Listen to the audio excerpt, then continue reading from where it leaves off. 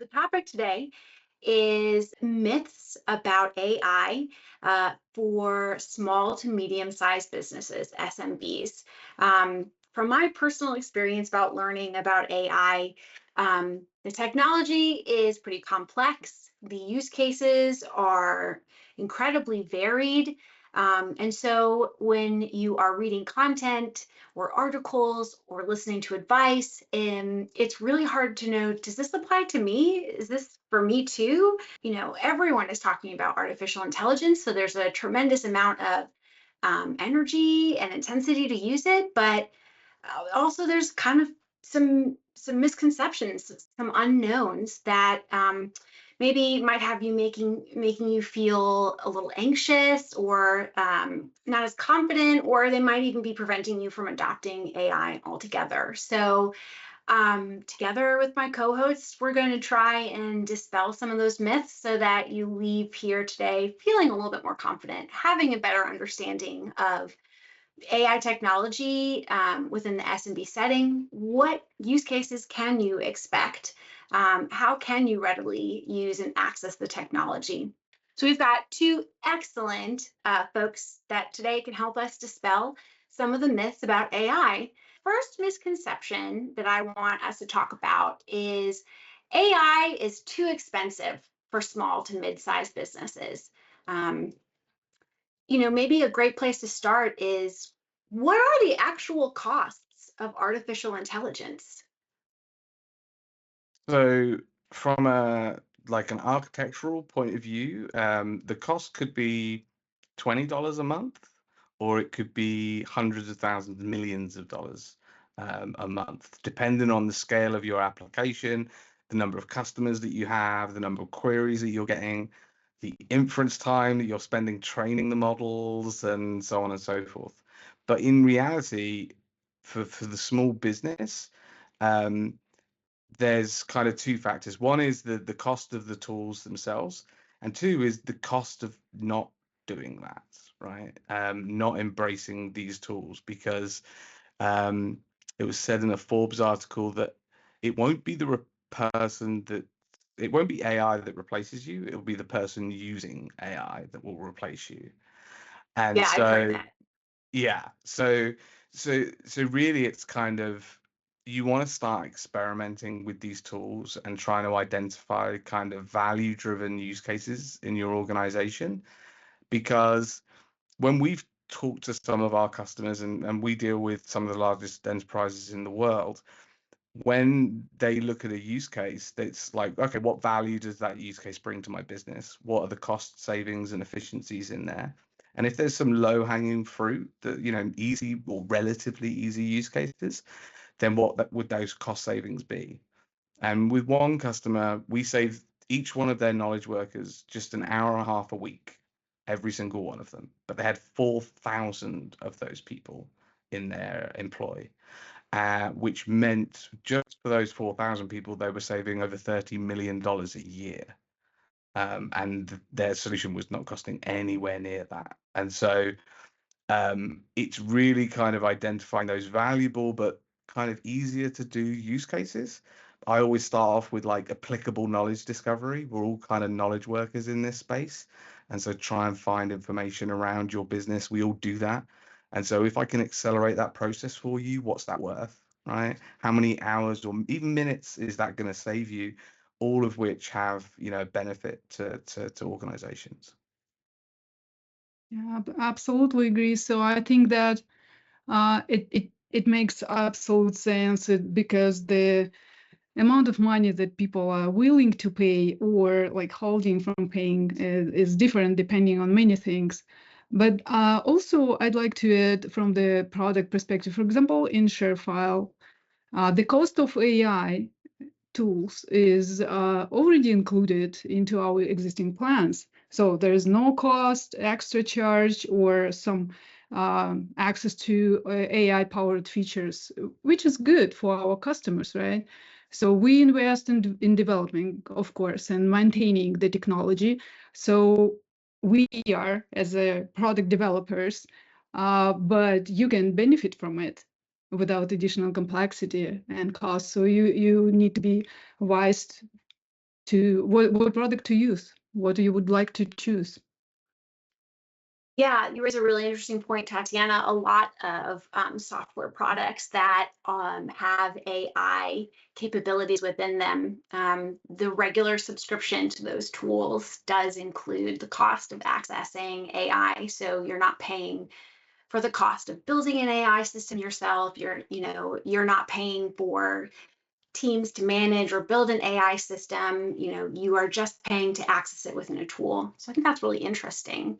Um, I was just going to say the other thing is the cost to serve each of these customers is really coming down by orders of magnitude coming down. So they reckon within the next 18 months, the cost to serve a query will come down over 1,000-fold for these large AI providers. So it's really going to become, I look at it as like a commodity market, right? I think it's going to become like your electricity, your water, your gas, yeah. your AI, right? I think you'll be having providers that will provide you access to these tools for simple kind of knowledge discovery use cases for very, very low costs, right? But I think if you start that process now and get the learnings from that and get them into your business, into your working practices, rather than like an afterthought, I kind of described to somebody earlier on, is if I do a task, the first thing I should do is put that task into AI and say, right, how would you do this? Right. Now, it might not give you the right answer. It might not give you the right thing or what you want to do, but it might inspire you to have other ways of looking at that task. But it may also just go, actually, you don't need B, C, or D. You can go straight to E from A, do this. And then suddenly you're going, okay, now my process is shortened. Now my development cycle is shortened. Now my customer interaction on a customer service call is shortened. Just 15 seconds of saving a call to Apple's customer service would save them millions of dollars, right? So they that's how they look at it. And it's the same for your business as well. Say for any business.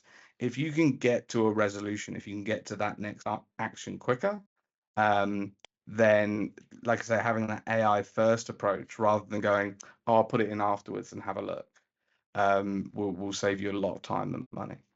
Yeah, I think that's a really great point of how costs eventually will be coming down. So go ahead and start experimenting now, because the ways in which you might be using AI could change.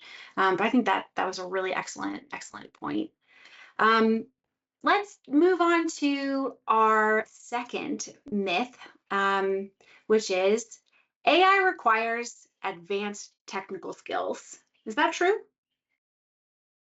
What I see from with our features and our customers' feedback, SMB market, they don't need a team of data scientists or AI developers. They don't need them. The tools are built to be simple, effective, and usable by people who know the business best. So this is the as Philip said, yeah, it depends what case you are solving, what you want to replace, what action, maybe some very repetitive action you can replace with the AI feature. So, and you don't need for that the special team. You just click on the button, pick the prompts you want, or jump right in and ask questions. So whatever best works for you, you decide. We simplified the complexity of setting the AI solutions from our features by creating a user-friendly UI, easy to use, UI-driven environment.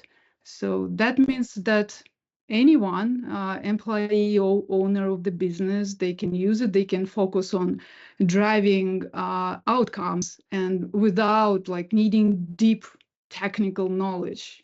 And you can start right away. So you can just start using right away with the click of button or entering a prompt. That's all you have to do. Yeah, I mean, basically, yes. Yeah, it definitely. I would. Yeah, it's interesting because I think the more you start using those tools, the more answers that you get, and more questions really as well. Like, oh, I could do this. Oh, that means I could do that. What if I did this? And so, It's really interesting to kind of just dive into them and see what you can do today with those tools, rather than waiting, I guess, for somebody to come along and tell you what to do with those tools.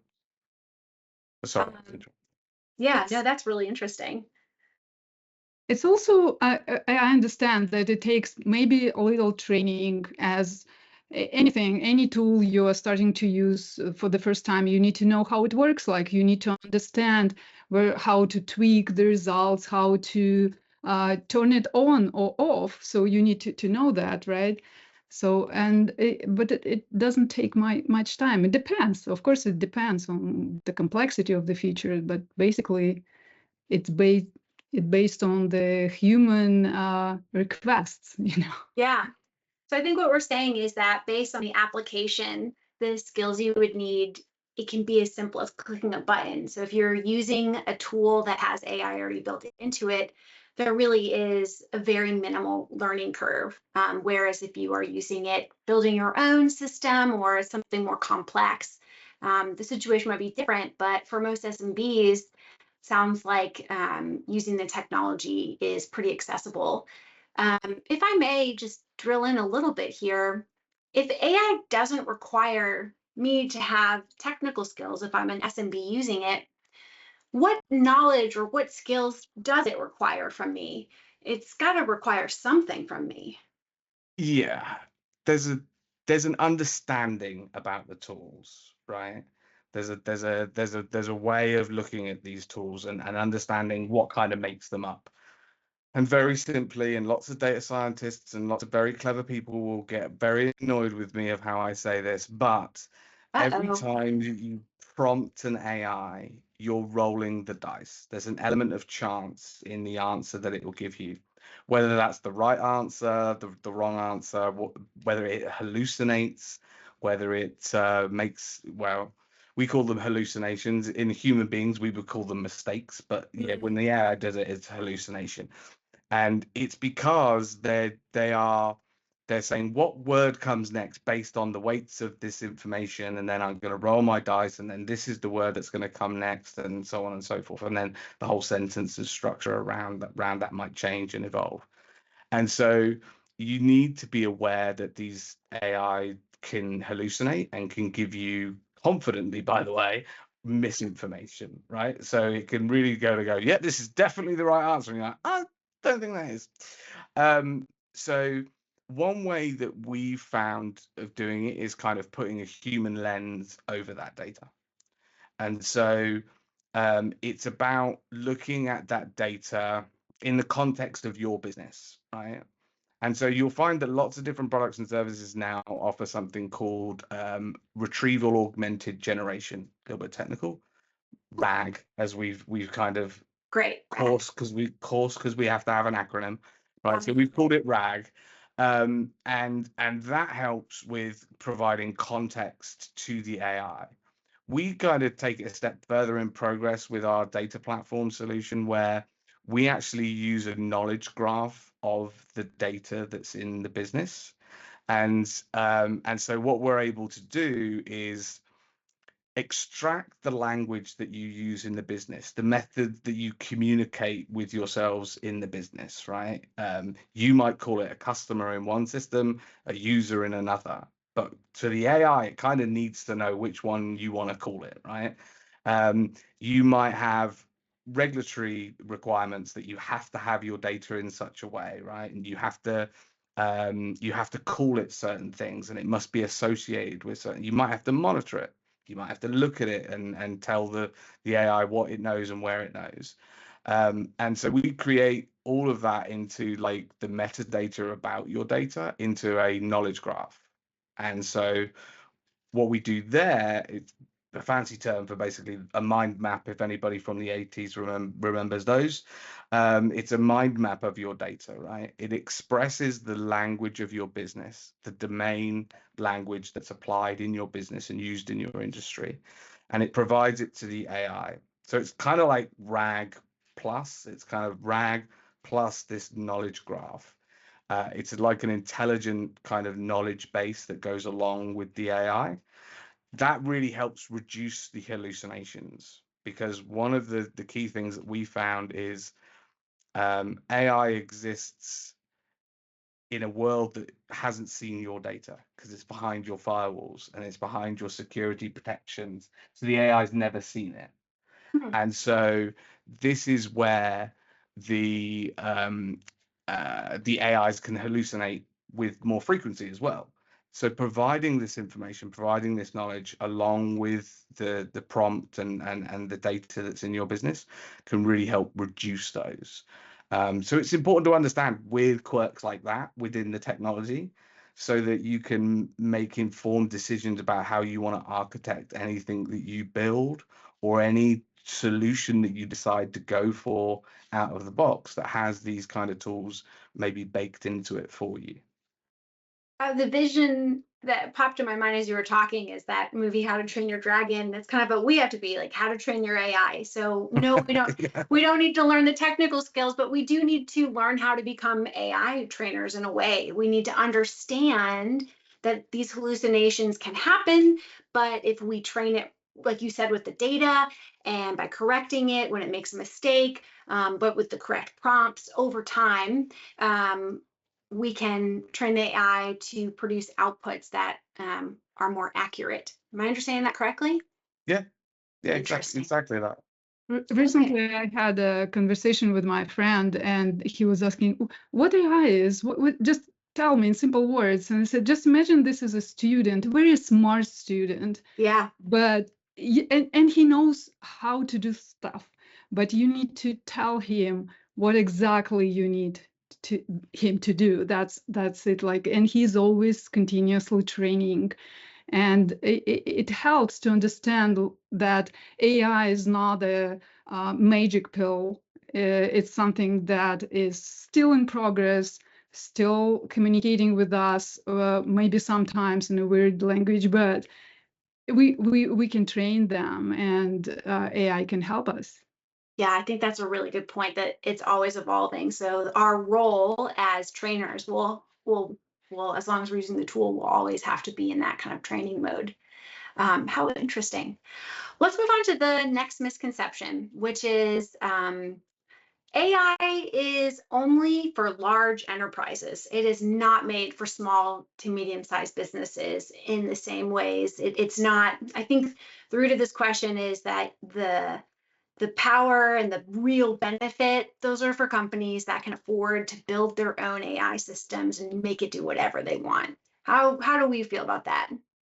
Okay, so over Christmas, I had some time off and I want to spend some time with my family. And I had my father down, and because I can't switch off, it turns out, I trained him on how to use AI. Now there is a use case behind it. He was looking to do some work with actually the government in terms of looking at toxicology reports and kind of executive summaries and things like that. But I spent 2 days with him teaching him how to the fundamentals about the AI, about hallucinations, about what can go wrong, what can go right, how to kind of prompt effectively, and what different models do, and at the time how effective they were, and so on and so forth.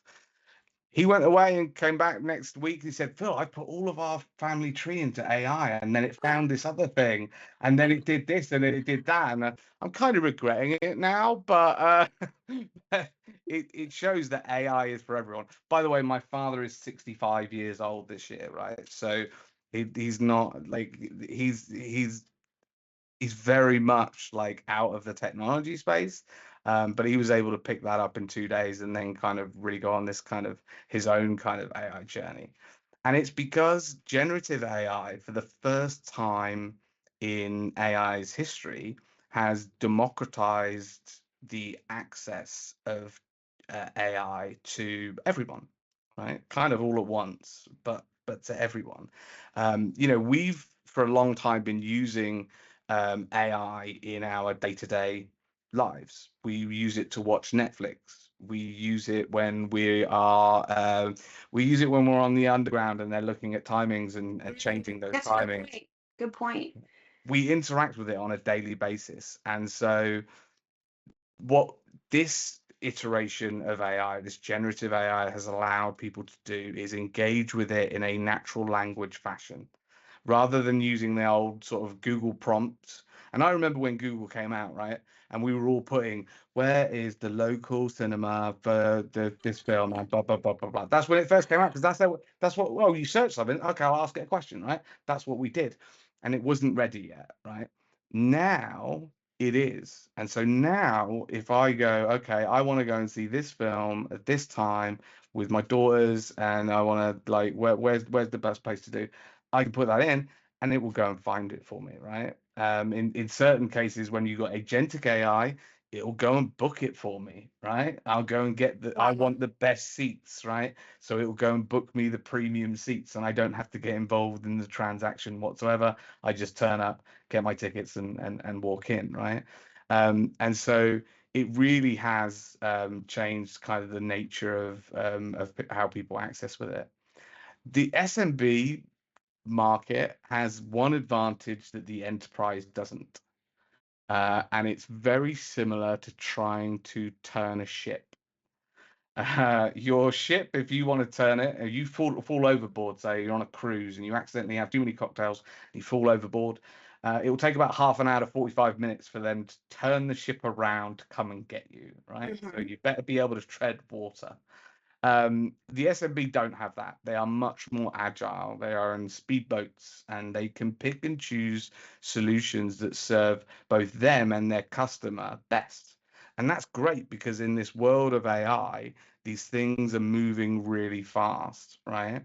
And if you keep that view of, I want to deliver outcomes in my business, whether it's for my internal customers or my external customers, I want to deliver those outcomes, then you'll be able to find those products that help you meet those goals, those efficiency savings, being able to offer new products and services to people. And you'll be able to do it very, very quickly, even more so, and with more scale now with AI.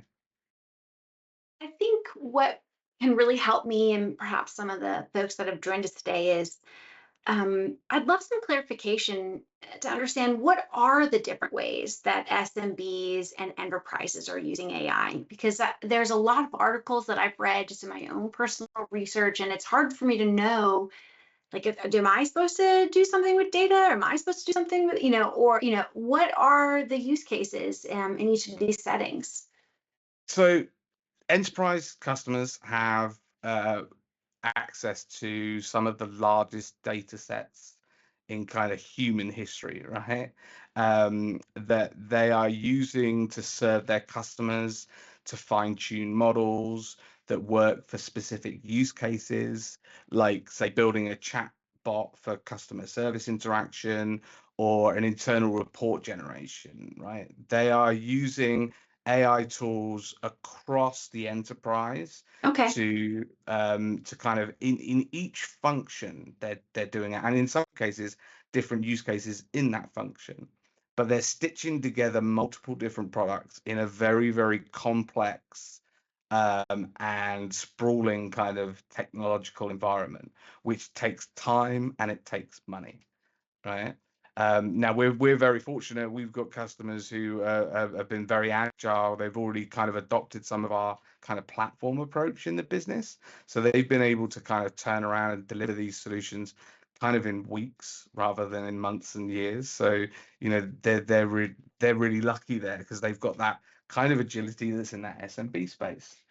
Where SMBs can really shine is using AI to ultimately kind of serve their customers better, Hmm. right?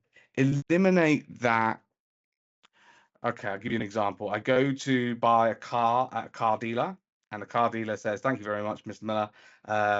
Can you now give me all of your details for the finance?" But I gave you all my details when I wanted to buy the car. Yeah, we need to put it in another system. Oh, okay, fine. So then I go and buy the car, and then I come back in for maintenance. Same garage, same person. Right, Mr. Miller, can you give me your address and all your details again? Because I need to put it into the maintenance system. And you're like, but why? You got all of my stuff from before. Why didn't you just port it over? you can now kind of eliminate some of those aspects, especially with like agentic AI, where you can have it perform autonomously to the human being, perform that action, go and fill out those details, and that customer has a seamless interaction then from purchase to like purchase again, that whole kind of sales cycle where you want that customer coming back. They've got this seamless interaction, about their car. You might even automate some of the approaches. So you might say, I know you need your oil changed once every 1,200 miles or something like that, right? And it will automatically send a notification because last time you came in at 800 miles and now it's 3 weeks later, so we think you're about 1,200 miles. Here you go, Mr. Customer, we booked you in for an oil change. And oh, don't worry about it. We're gonna have all the components and everything ready for you. You won't have to wait around. You'll roll in, you roll out again. That's where the technology, and I'm an optimist about the technology and AI and things like that, can really come into play. About serving that customer better. And again, it could be an internal customer. I could be serving my colleagues by providing information better, or I could be serving my customers by actioning the information that you have about them in an applicable way to deliver products and services. Okay, that really helps just because, again, we've talked about how the applications are so varied, and it's really easy to stumble across content or articles or strategies that are really meant for that SMB use case. So, on the one hand, you have your enterprises using these large data sets, they're stitching them together while they can get more granular with what they want AI to do, and they're using AI to improve operations across the business. That also requires a lot of time and a lot of money. So I think what we're saying too is that SMBs, the real sweet spot is using AI to better service your customer, and that SMBs, would you agree that they could be a little bit leaner? That that's the benefit of not being weighed down with a lot of complex systems like an enterprise? I honestly think that SMB has more flexibility, and they can adopt AI tools faster because they have less regulations. I mean, internal regulations that enterprises has, and they can streamline the end-to-end flow for their services faster. It's because it's a bit easier. That's why they have a benefit from this. Yeah, I agree.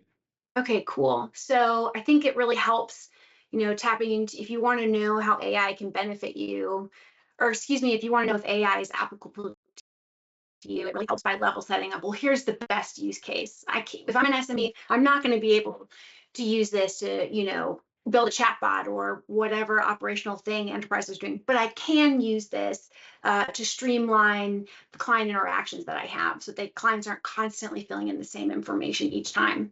Okay, that was really helpful. Let's move on to the next of our misconceptions here, which is that AI adoption is really time consuming.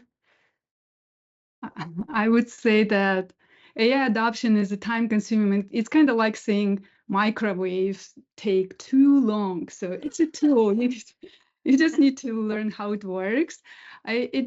Once you've adopted, you will often find what the tasks are completed faster and less manual errors and effort it takes. So it's easier and you will get it right away.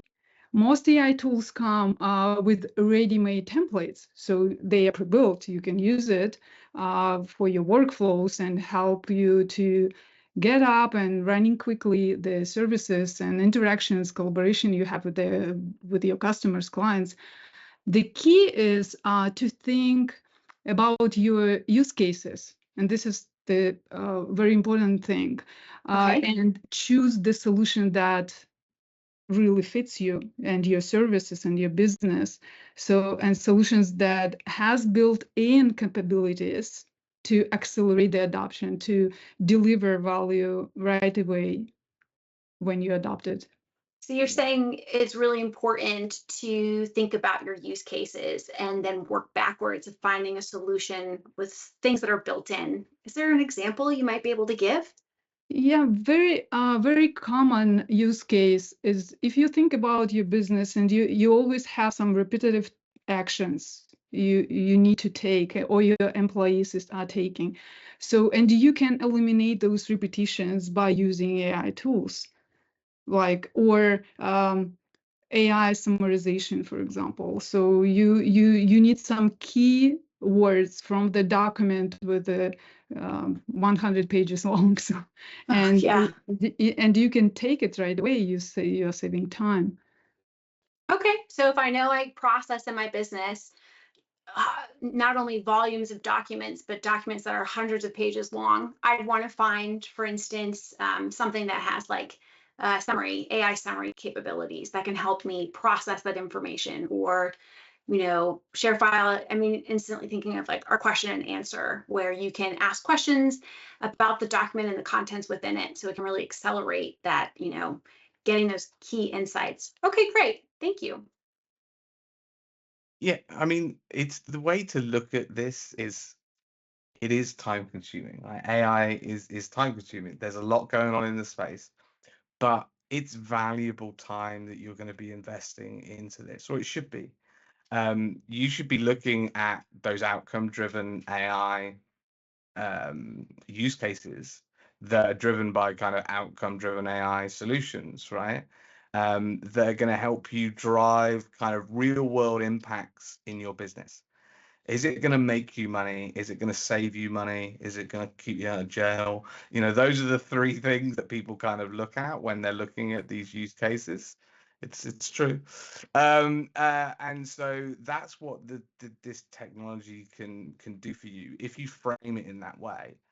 If the adoption takes you, I don't know, let's say it takes you an hour to come up with a workflow that puts you in, but it saves you 4 hours every week of every year going forward. That 1 hour, very, very valuable. If that is 4 hours that it takes you, but it takes you 20 hours a week, whatever it might be, right? It's looking at it in that frame rather than kind of going, oh, I'm spending this time just learning about stuff. Yeah, you're learning to put it into practice. You're not learning for the sake of it. Yeah, that's really interesting.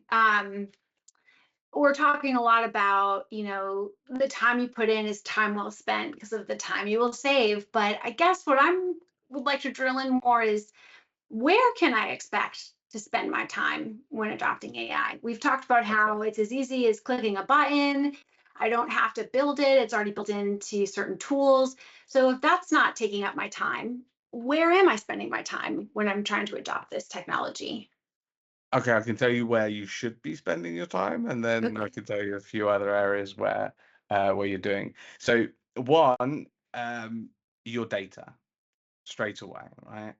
Your data needs to be quote unquote good data, right? Okay. It needs to be fed to the AI in such a way that it has the context around it, how it exists in your business, maybe what connects it to other documents in your business.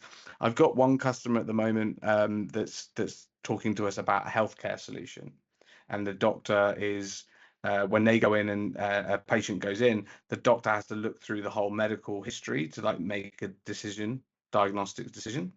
But the problem is that takes a very long time because they could have a dozen records going back, 3 years, 4 years, and they need to find all those documents and things like that. Having good data means that that doctor can go and search for those patient records, can ask for summarizations of those patient records. He's still the final arbiter of truth, especially in the EU where we have the AI Act, which means under healthcare they are the final arbiter of truth. But he can go in then and go and make decisions based on that, and he can understand. Okay, this is where I'm going to find the answer to this, and that data. It doesn't happen overnight. You're gonna have to build it, and you're gonna have to work on it. You're gonna have to make sure that your business is always looking at it, but it's your most valuable tool that you've got that you'll use with the AI. Other areas, you are going to be continuously learning. I jokingly said to my kids for years, every day's a school day. You should learn something new every day. Well, now with this world of AI, you kind of do. My Monday doesn't look like my Friday. My Friday might not look like my Tuesday. It's all changing, right? And then finally looking at it from like an ethical, responsible, and kind of trustworthy way. You want your customers to make sure that you're using their data and your technology in combination to provide equitable, trustworthy outcomes for their customers, and for themselves. And so you should be looking at ways of baking that in. There's some great programs out there. The AI for Good is a good one to look at. There's the MIT risk reporting, where you can identify some of the ethical considerations about using AI and developing AI solutions. But yeah, those are kind of the three areas. It's kind of your data, learn something new every day, and then just think about how you're going to be using it in the real world and what the impact will be for your organization and your customers. I got a little bit of a pang in my stomach when you said every day is a school day. Ooh, those days were behind me. But I just wanted to drill in. I think that is really helpful. When we say clean our data, I guess I would love to drill in there, because when I'm thinking about, so I have a lot of experience with the ShareFile product and our ShareFile customers, and we have customer data, all the information and details about your customer. We have a lot of documents, but is that considered data? What do we mean by clean, good data? What might that look like if you aren't, if you're working with, like, if we're talking about customer experiences? Yeah. So we talk about documents and we talk about data, and we kind of use all these phrases interchangeably and so on and so forth. But really, there's kind of two ways of looking at your data. You've got structured data in your business. That's nice and easy for a machine to read. It's all in columns and rows, and it's all alphanumerical, and it can kind of fit in these boxes that the AI can kind of understand, right? Then you have this unstructured data, right?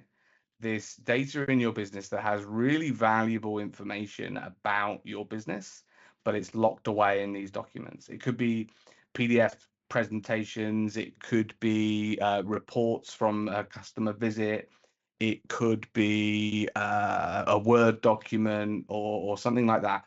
It doesn't fit neatly into rows or columns, and so machines have a tough time trying to understand that.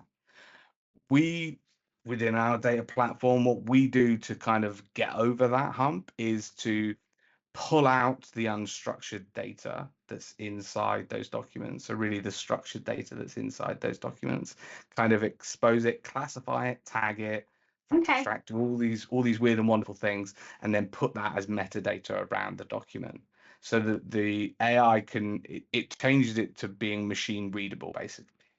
So you can pass it to the AI, it can understand it. And so, but there's loads of other things that go along with it in terms of like having clean, friendly data in your business. Loads of other considerations. What's your risk profile? What's the security, the data connectivity? Is there bias in your data if you're looking at that? What's the lineage and temporality of your data? When did you know about it, and when did the data actually exist? Those two things are different. I could have a contract on the 1st of April, but it was signed on 31st of March. If I didn't go into the document, I wouldn't know that. So it's having that information that you can provide to the machine, that will help in providing what we term as like AI ready data. This is data that's gone through, it's clean, and it's ready for the AI to use at scale. Okay, I agree. It's very important point. I mean, the classifications, like file classifications, all models, they read, but they read what they can read. So if it's invisible for them, you don't have clean data, as you said. So it's hard to read for them. It's hard to work for them, for like to organize your files or pick up the information that you are really need to pull out from these files and compare with another files, or resend it somewhere, or put it in some specific flow. So it should be prepared. And we cannot, like AI cannot read everything that you have in your storage. Yeah, it's like a wardrobe. You need to clean it up. But I think we could also argue that that's like, I think Philip, you had said earlier, like this is your essential data as well. Yeah. So cleaning it up It's will be good for you anyway. It's probably on it's your to-do list. yeah, it's kind of that perennial, like that cupboard at the end of the hallway that you put stuff in and we kind Yeah. of squeeze the door closed, right? We've been talking about this for 20, 30 plus years now, sort of like this problem. But in reality now, we have this kind of wave that's hitting us of AI.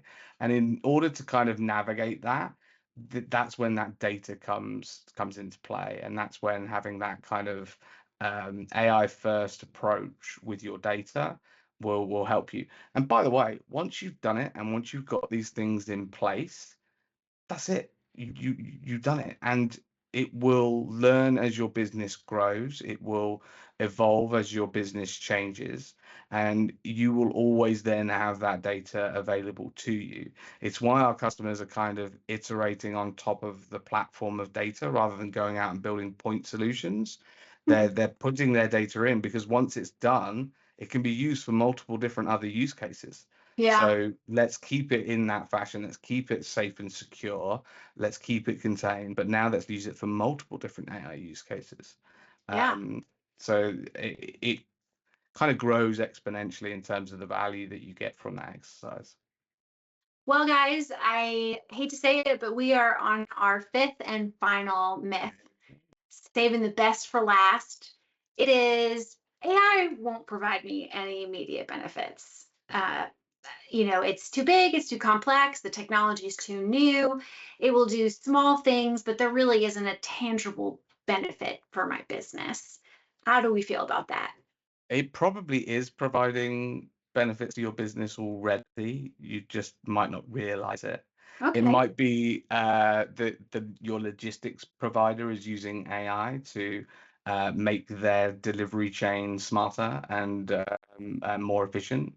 It might be your materials manufacturer discovering new ways of harnessing the materials, making them cheaper to provide you, and so on and so forth.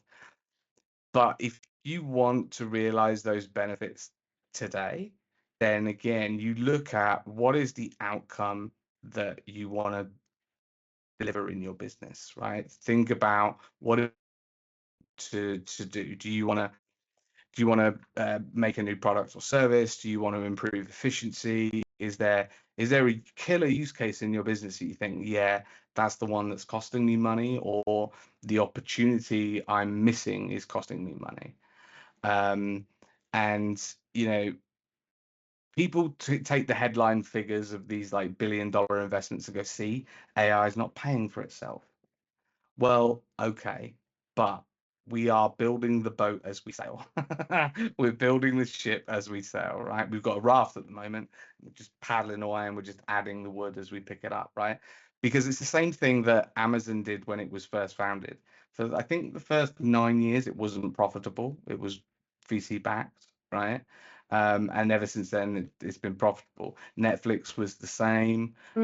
These large technology providers all weren't profitable until they were, because they had built the infrastructure, they had built the architecture, they had experimented and provided services now at a substantially lower cost.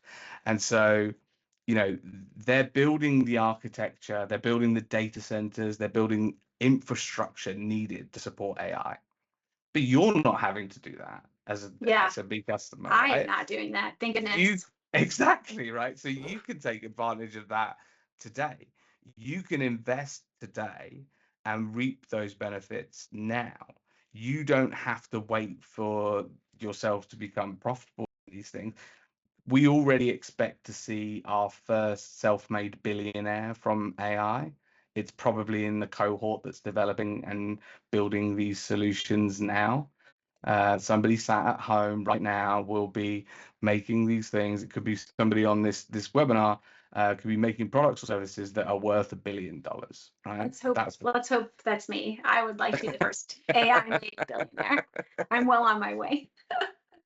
But it comes back to, you know, being not brave, that's the wrong word, but being experimental and embracing the change that this will bring to your business, right? There is no shadow of a doubt. Things will change, and you won't be the same next week or the month after or the year after that. But embrace that change and start looking at your business in a different frame, because AI might be able to scale what you offer to your customers. You might consider yourselves we're only a small company. Well, 200 people in an AI company have just had a valuation of like 180. No, they had an investment of $180 million, which gave them a $6 billion valuation. Right. Wow. So you don't have to sit and wait for these things. You can start today with them. Anna, I'm interested because you work for Progress ShareFile, and I'm sure as you're developing AI capabilities, answering for prospects and customers, great, what's the value is probably top of mind. So how would you respond to the myth about immediate benefits of AI? Yeah, I would not be a product manager if I'm not talking about my stuff. So for I would start with security. For example, enhanced security. We have a secure share recommender. It's a feature, and this feature identifies the personal information, PI, everybody knows PI, in shares and recommends secure way to share the document. Like I see the file, or I'm uploading the file, and this file contains personal information. Do you want to share it another way? And we are offering another way to share this file, which is very good for our customers, for service providers, because they don't need to think about it like, oh, it can be breached there. No, it wouldn't be. And another example, we have ShareFile AI Assistant, and this feature supports and improves the decision making, make it faster. It can surface the key information, summarization, and you don't have to spend time digging through the dozens of pages and get the information right away. And also, we are helping streamline the customer interaction. For example, you're uploading the file, and this file is not that has been requested, so you can be notified. This is not what you've been requested for. Please upload another file, or maybe you want to change the name of the file, or something. It saves a lot of tons of hours for the service providers, because they need to email back and forth and finally complete this task, complete this uploading right document, and fastest service for the client in this case. So it's, for me as a client, it's good. I'm uploading the right document, and my service will be on time, deliver it to me. This is what we are thinking about today. Yeah, I think that's interesting. Obviously, earlier we had in today's discussion talked about the primary SMB use case for AI is how can you improve the experience for your customer? And so customer experience right off the bat seems to be a key benefit of AI. There are a lot of statistics and tied to having a good customer experience. Another one I think that we hear and see a lot, and Tatiana, you touched on, is efficiency. We can save time. Instead of spending hours reading a document, we can ask for support in summarizing the key features of it in AI. The third one that you mentioned isn't one that I hear about, and I think is really interesting, is another key benefit is the security stuff that you mentioned. I don't hear that too often, and I think it's really topical, because I think in 2025, the average cost of a cyber breach was like 4 billion or million. Don't quote me. I will have to get that exact stat. It was a lot of money, guys. So it's interesting to think about time saved, improved customer interaction, improved security. What advice would you have? These are all, we know that they tie to ROI, but is there any way, like, how would you, what advice would you give someone if you're, when you have to pitch a type of technology to someone, a decision maker to invest in it, they usually want to know about the dollars and cents. So how do you grapple with that and the types of benefits that AI is delivering? So there's two things I'll say. I'll say one, like we talked about all throughout the presentation, is start small, start delivering those real world use cases and savings today for people in your organizations, and then start building out your more complex use cases, where you might need those larger investments, right? But the second thing I'm going to steal from the CEO of Perplexity. So I was on a call. I'm a Perplexity AI business fellow, and so I got to sit down with the CEO, and he said something that stuck with me, which is, we've talked about data being your moat in business before. There's, your moat is the customers that you have and the data that you have, and that's your thing. You want to protect that.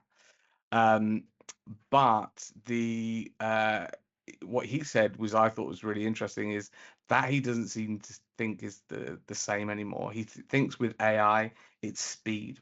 Speed is your moat. How quickly can you innovate your products and services and deliver those products and services to a customer that will be expecting a rate of innovation to increase? We're seeing it every single day if you're in the AI industry, and even if you're not, people are now starting to realize how quickly these things are moving. And again, I'll say it's not linear, it's logarithmic, right? So it is going to grow. If anybody understands logarithms, you're lying, because it doesn't, the numbers are too big and my head hurts. But the that's what is driving success. How quickly can I take these latest features and put them into my workflow? How quickly can I get this new product or service that's AI driven out to my customers? I thought it was a really interesting take. Room for debate, by the way. Like, people can still talk to me about their data being a moat and so on and so forth. I just really like speed is your moat, especially in this new world. Something that you had said, Philip, that really resonated with me is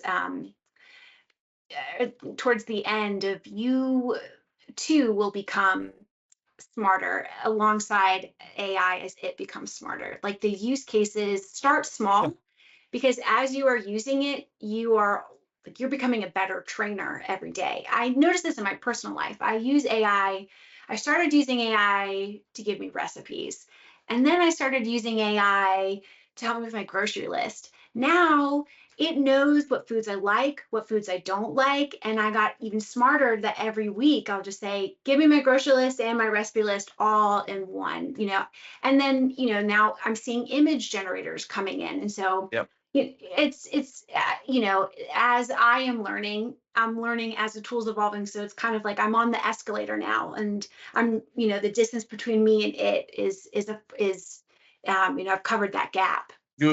It's that human machine link, right? We think AI is this kind of replacement to us. It's not. It will, in certain instances, absolutely replace the human being, right? But it's going to abstract what you can do. You talk about recipes. You might suggest to the AI in one of the prompts, actually, it's a good idea to get the thing to pretend to be a world-class chef and give me a recipe for a chicken and bacon wrap or something like that, right? And it will then give you a Michelin star chicken and bacon wrap that you might not have had before, because you've been taking that out of a book or summarizing it from somewhere else. but it's really good at pretending. Like they're really good at pretending to be someone. When I do my prompts, I always say, I'm a product marketer for AI or work for Progress, and I would like to get this. How can you help? Pretend to be me type thing. And it does, and those prompts get better. But Yeah. you using the AI more, it will give you more ideas and will help you, again, deliver more, but deliver higher value up that work stream as well. Like eventually you're going to automate that grocery shopping. You're not going to have to go food shopping. Yeah, Right? exactly. It's going to do it for me. Eventually, it's going to be able to see what's on sale and recommend that as well, I'm sure. There already is a agentic AI which will Yeah. essentially become your personal shopper. So yeah, it's like I say, moving really fast. I want to extend a very big thank you to both Philip and Tatiana for sharing your expertise with us and your time with us. I had a really great time. I hope everyone else did. Cheers, Anna. Thank you, Tatiana. Thank Bye, you. everyone.